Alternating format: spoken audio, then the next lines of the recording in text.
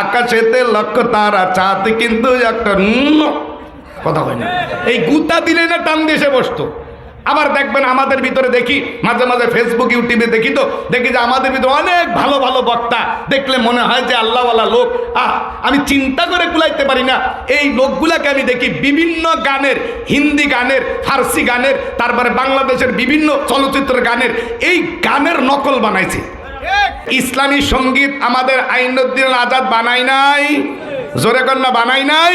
তোমার যদি ইসলামী সঙ্গীত গাওয়ার যোগ্যতা থাকে তা তুমি গানের বিপরীতে বানাও কে? কারণটা কি? কারণটা কি? আর এই গানটারে, হিন্দি গানটারে তুমি কতবার শুনলে ওই হিন্দি গানের বিপরীত তুমি ইসলামী সঙ্গীত বানাইছো? তোমার কে অনুমোদন দিছো এই গানটা শোনার? তার মানে আসলে তুমি লেপের তলে ওয়াজের সময় বসো, ছেলেদেরকে শাসন করো যাতে ফেসবুক না টিকে, ইউটিউবে না দেখে। তুমি বক্তা নিজেই রাতের অন্ধকারে ওই লেপের ভিতরে ফেসবুক ইউটিউবের মাধ্যমে ওই হিন্দি গান শোনো।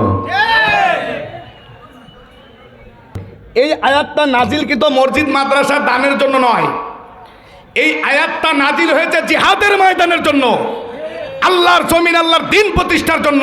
আল্লাহর জমিন আল্লাহর দিন প্রতিষ্ঠা করতে গেলে জান লাগবে, মাল লাগবে। জান এবং মালের বিনিময়ে আল্লাহ জান্নাত বিক্রি করে দিয়েছে, ঘোষণা আল্লাহ করেছেন। কার ঘোষণা?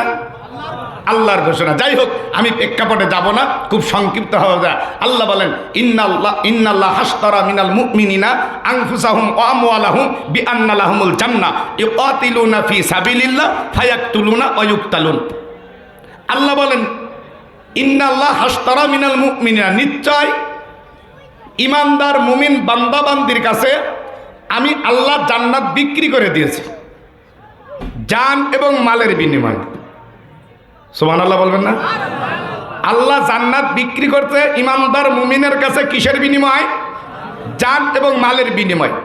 2 নম্বরে আল্লাহ বলতেন অতিলুনা ফি সাবিলিল্লাহ, তোমাকে জিহাদ করা লাগবে, সংগ্রাম করা লাগবে। 3 নম্বরে আল্লাহ বলতেছেন ফায়াকতুলুনা ওয়া ইউকতালুন, হয় মারবা না হয় মরবা।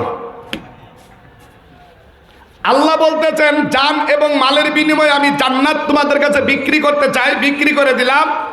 জান এবং মালের বিনিময় জান্নাত তোমাদের কাছে বিক্রি করবো। তবে হ্যাঁ, তোমরা যারা জান এবং মাল আমাকে দিতে চাও আমার কাছে, ভাই মাইকটা একটু ক্লিয়ার করা যাবে না? জান এবং মালের বিনিময়ে যারা জান্নাত আমার কাছ থেকে নিতে চাও, যারা বলো যে হ্যাঁ আমি জান এবং মাল দিয়ে দিলাম, আমি মুমিন, আল্লাহ বলে তারা কি করো? ইউকাতিলুনা ফি সাবিলিল্লাহ, জিহাদ করতে থাকো আমি আল্লাহর রাস্তায়। কার রাস্তায়? জোরে বলেন, কার রাস্তায়? জান এবং মাল দিয়ে জিহাদ করতে হবে কার রাস্তায়? কতক্ষণ ধরে করবা? মনে করবা যে এখন গেছি, ফিরে এসে বাড়ি গোসল করে উঠে যাব? আল্লাহ বলে না। আল্লাহ বলে যে সীমানা দিয়ে দিয়েছেন, ফায়াকতুলুনা ওয়া ইউকতালুন, হয় মারবা না হয় মরণ পর্যন্ত করবা। সুবহানাল্লাহ বলবেন না? আরো জোরে করেন না সুবহানাল্লাহ। বন্ধুরা আমার, এই আয়াতের 3টা অংশ আমি আপনাদের মাঝে আজকে প্রথম অংশ নিয়ে আলোচনা করব। শেষের 2টা অংশ খুব সংক্ষিপ্তভাবে বলার চেষ্টা করব।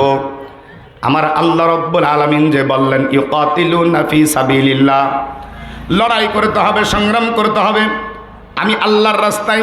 কার রাস্তায়? জোরে বলেন, কার রাস্তায়? লড়াইয়ের কথা, সংগ্রামের কথা বলতে গেলে, জিহাদের কথা বলতে গেলে একটা বিশাল সাবজেক্ট নিয়ে আলোচনা করতে হয়। আমি ওই দিকে যাব না, খুব সংক্ষিপ্তভাবে শেষ করার জন্য চেষ্টা করব।